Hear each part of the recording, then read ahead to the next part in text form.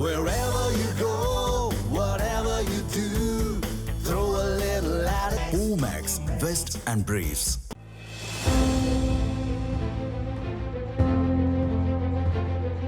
மத்திய கிழக்கில் மட்டும் பாதிப்பை ஏற்படுத்தாமல் உலகம் முழுவதும் கடுமையான பொருளாதார சரிவை ஈரான் போர் ஏற்படுத்தியுள்ளது. சர்வதேச கடல்சார் வணிகம் மற்றும் எண்ணெய் விநியோக சங்கிலி பாதிக்கப்பட்டுள்ளதால் சர்வதேச சந்தையில் கச்சா எண்ணெய் விலையும் அதிகரித்திருக்கிறது.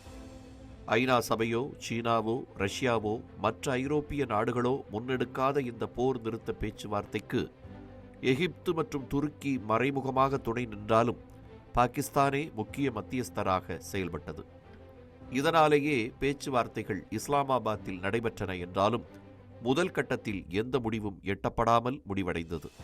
பிறகு ஒரு வழியாக 14 அம்சங்கள் கொண்ட புரிந்துணர்வு ஒப்பந்தத்தை ஒப்புக்கொண்ட அமெரிக்காவும் ஈரானும் கையெழுத்திட்டன. இந்த ஒப்பந்தத்தில் முக்கிய மத்தியஸ்தராக செயல்பட்ட பாகிஸ்தான் பிரதமர் ஷெஃபாஸ் ஷெரீப் கையெழுத்திட்டுள்ளார்.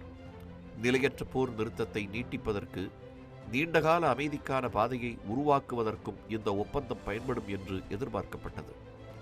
ஆனால் ஹார்முஸ் ஜலசந்தி பகுதியில் எண்ணெய் கப்பல் மீது ஈரான் தாக்குதலை நடத்தியது.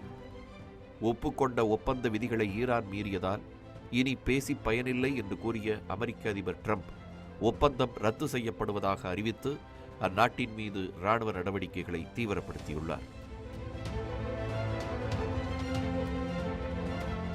பாகிஸ்தான், கத்தார் மற்றும் ஓமன் உள்ளிட்ட நாடுகள் தொடர்ந்து மத்தியஸ்த பணியில் ஈடுபட்டு வருவதாக குறிப்பிட்ட ஈரானின் வெளியுறவுத்துறை அமைச்சக செய்தி தொடர்பாளர் இஸ்மாயில் பாகாய், கடந்த ஜூன் மாதத்தில் கையெழுத்தான ஒப்பந்தத்தை அமெரிக்கா மீறுவதாக ஈரான் கருதும் செயல்களுக்கு தக்க பதிலடி கொடுக்கப்படும் என்று எச்சரித்துள்ளார். அதன்படி ஈரானும் வளைகுடா நாடுகளில் உள்ள அமெரிக்க இராணுவ தளங்கள் மீது தாக்குதல்களை நடத்தியுள்ளது. இந்நிலையில் போர் நிறுத்தத்திற்கான ஒப்பந்தத்தை தனது ராஜதந்திர வெற்றியாக கொண்டாடிய பாகிஸ்தான் மத்திய கிழக்கில் அமைதியை ஏற்படுத்தியதில் உலக நாடுகளின் பாராட்டையும் எதிர்பார்த்தது. ஆனால் ஒப்பந்தத்தை மீறிய ஈரானும் ஒப்பந்தத்தை ரத்து செய்த அமெரிக்காவும் பாகிஸ்தானை ஒரு இக்கட்டான சூழலில் தள்ளியுள்ளது.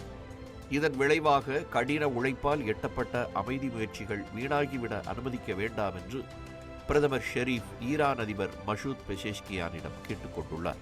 ஈரானின் வெளியுறவுத்துறை அமைச்சர் அப்பாஸ் அராக்சியுடன் பேசிய பாகிஸ்தானின் துணை பிரதமரும் வெளியுறவு அமைச்சருமான இஷாக் தார், போர் நெருக்கடியை தீர்ப்பதற்கு பேச்சுவார்த்தை மட்டுமே சாத்தியமான ஒரே வழி என்று மீண்டும் தெரிவித்துள்ளார்.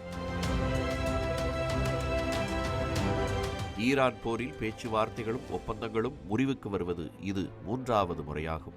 ஒப்பந்தத்தை ஏற்படுத்துவதும் அதை செயல்படுத்துவதும் வேறுபட்ட விஷயங்கள் என்பதை புரியாமல் செயல்பட்டதால் தான் மத்தியஸ்தராக பாகிஸ்தான் தோல்வியடைந்துள்ளதாக கூறப்படுகிறது.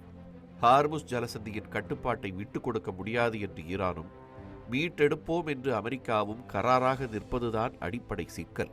இதற்கு தீர்வு காணாமல் ஏற்படுத்தப்பட்ட ஒப்பந்தத்தை இரு நாடுகளுமே மீறியுள்ளன. ஹார்முஸ் ஜலசந்தி வழி போக்குவரத்திற்கு 20% கட்டணம் வசூலிக்கப்படும் என்று அமெரிக்க அதிபர் ட்ரம்ப் தெரிவித்துள்ள நிலையில் விட்டுக் கொடுக்க தயாராக இல்லை என்பதையே ஈரானின் தாக்குதல்கள் காட்டுகின்றன. இரு தரப்பும் போரை தீவிரப்படுத்தியுள்ள நிலையில் போர் நிறுத்தத்திற்கு இனி பாகிஸ்தானால் எதுவும் செய்ய முடியாது என்று புவிசார் அரசியல் நிபுணர்கள் கூறியுள்ளனர். தமிழ் ஜனம் சேனலை சப்ஸ்கிரைப் பண்ணாம பார்த்துட்டு இருந்தீங்கன்னா மறக்காம சப்ஸ்கிரைப் பண்ணிடுங்க.